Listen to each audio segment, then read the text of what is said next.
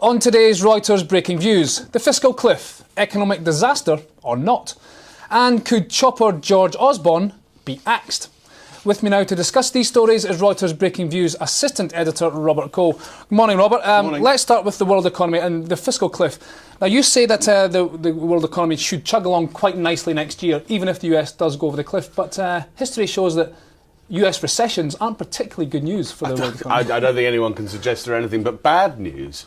But it seems to us at Breaking Views, and we're looking ahead for the year ahead rather than just this fiscal cliff issue here, is that, first off, it's quite unlikely that the US will go over the fiscal cliff. They may not get it sorted out today or even next week, but it seems that one way or another this issue will be resolved. It may take more time.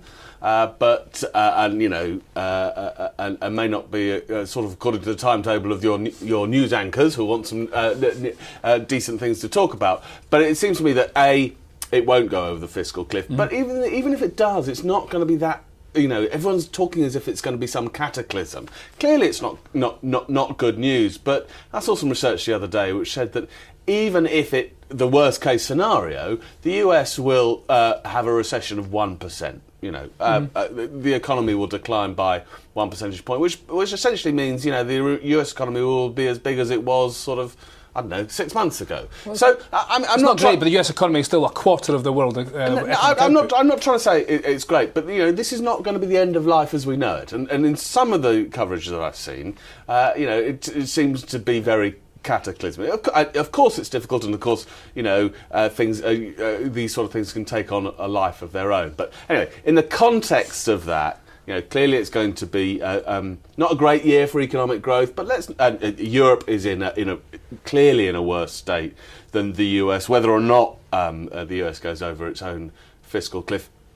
But China's fine. Again, not brilliant, but it's chugging away. Who are they going to sell to if the US is in recession and Europe's in recession? Clearly, these are going to be headwinds, and this piece looking to the world economy makes it quite clear that there are significant headwinds. But people have been talking about as if this is the end of the world. It quite simply isn't. The world has shown itself to be, in economic terms, pretty resilient. That's not to want to sort of ignore the difficult times that lots of people have had, but in the round we will probably be all right.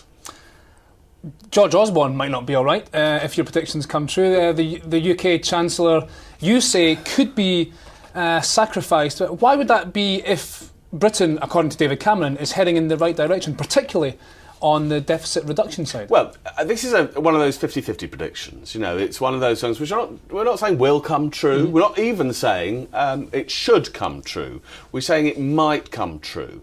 And if David Cameron is right in his New Year message and says, things are going to be fine and the UK economy will grow, as we say in the piece, this will save George Osborne's skin. But it seems to us to be a relatively good chance, I don't think I'm saying anything controversial here, that actually the UK economy will stay in a sticky place for a lot of next year. And, God bless him, George doesn't have the greatest sort of public image, does he, as a private school educated, Oxford educated sort of chap.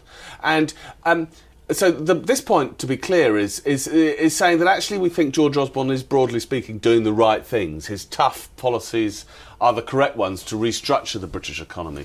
But we think there is a significant risk that the UK won't see the clear benefits in terms of growth next year, and that, if you like, George Osborne may become some sort of lightning rod for electoral dissatisfaction. By the end of next year, by the end of 2013, the next UK general election is hoving into view, and if the coalition government wanted to sort of resuscitate itself at the polls, it might have to make some sort of sacrificial lamb, and probably unfairly, George Osborne might find himself. Okay, just very quickly to finish up, if he is sacrificed and he does go, there are no real obvious candidates to step in. I mean, the two you might think of, Ken Clarke and Vince Cable, that's just not going to happen either, is it? So who would fill that void? Well, I think that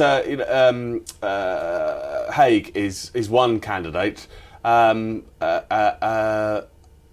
I can see you're struggling. Well, I just wanted to be even more mischievous, really, and I think that possibly the Chancellor of the Exchequer that we really would like is Alistair Darling, but that takes us into a slightly different sort of... Come back, Alistair, always forgiven. Slightly different sort of coalition, one which probably isn't going to take effect. No, but that's a very fair point. You've got to think who would take on that mantle, and that there aren't any obvious candidates, and that's one of the reasons why perhaps probably George still on the job. might survive. But there's a risk there. That's all we're trying to say. OK, Robert, thanks very much, and Happy New Year. And to you.